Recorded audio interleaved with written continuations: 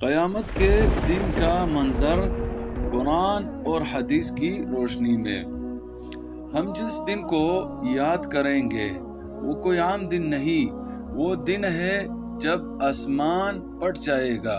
زمین لرز اٹھے گی، قبریں الٹ دی جائے گی اور ہر نفس کو اس کے عمل کا بدلہ ملے گا۔ قیامت کا دن یوم الحساب کا دن ہے۔ اللہ پاک قرآن مجید میں فرماتا ہے اذا زلزلت الارض زلزالها واخرجت الارض اثقالها وقال الانسان ما لها، جب زمین اپنی پوری شدت سے ہلا دی جائے گی اور زمین اپنے بوجھ نکال کر باہر ڈال دے گی اور انسان کہے گا کہ اسے کیا ہو گیا ہے۔ اللہ تعالیٰ اس دن کی ہولناکی کو بیان کرتے ہوئے فرماتے کہ زمین پھٹے گی، زلزلہ آئے گا اور انسان حواس باختہ ہو جائے گا۔ سورہ زمر میں اللہ پاک فرماتے ہیں سور پھونکنے کا منظر بیان فرماتے ہیں وَنُفِخَ فِي الصُّورِ فَصَعِقَ مَنْ فِي السَّمَاوَاتِ وَمَنْ فِي الْأَرْضِ إِلَّا مَنْ شَاءَ اللَّهُ، اور سور پھونکا جائے گا تو جو کچھ آسمانوں اور زمین میں ہے سب بے ہوش ہو جائیں گے سوائے جسے اللہ چاہے۔ نبی کریم صلی اللہ علیہ وسلم نے فرمایا پہلا سور سب کو موت دے گا، دوسرا سور سب کو زندہ کر دے گا اور میدان حشر کی طرف جمع کیا جائے گا۔ میدان محشر کا منظر کیا ہوگا؟ لوگ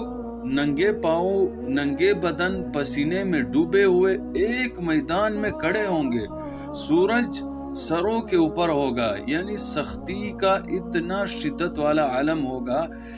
نبی کریم صلی اللہ علیہ وسلم نے فرمایا لوگ قیامت کے دن ننگے بدن بغیر ختنہ کیے اور ننگے پاؤں جمع ہوں گے، صحیح بخاری کا حدیث ہے۔ اور اسی طرح اللہ رب العزت سورہ عبس میں فرماتے ہیں یوم یفر المرء من اخیہ لکل امرئ منہم یومئذ شأن یغنیہ، اس دن انسان اپنے بھائی سے، ماں باپ سے، بیوی بچوں سے بھاگے گا، ہر شخص کو اس دن صرف اپنی فکر ہوگی، یعنی اس دن کا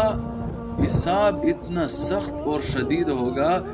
اور اسی طرح نامہ اعمال کا مرحلہ جب آئے گا تو ہر انسان کو اس کے اعمال نامہ دیے جائیں گے۔ سورۃ الاسراء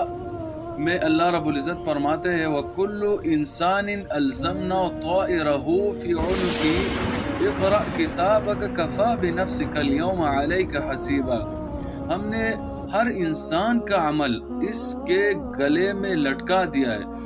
اور قیامت کے دن ہم اسے کہیں گے پڑھ اپنا نامہ اعمال،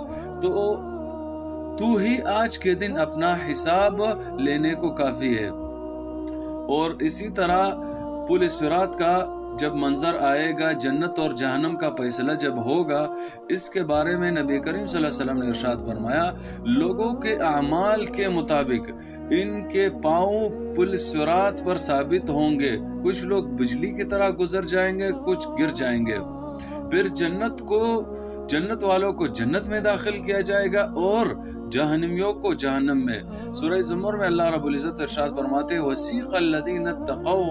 رَبَّهُمْ إِلَى الْجَنَّةِ زُمَرًا، جو لوگ اپنے رب سے ڈرتے رہے انہیں گروہ در گروہ جنت کی طرف لے جایا جائے گا۔ تو یہ دن جو قرآن اور حدیث سے ہم نے بیان پر کیا، یہ دن سچ ہے، یہ منظر سچ ہے، یہ حساب اور کتاب سچ ہے، یہ آنے والا ہے۔ تو چاہیے ہمیں کہ ہم اس کی تیاری کریں، ابھی وقت ہے، ابھی توبہ کر لیں، نیک عمل کریں، قرآن اور سنت کی روشنی میں زندگی گزاریں۔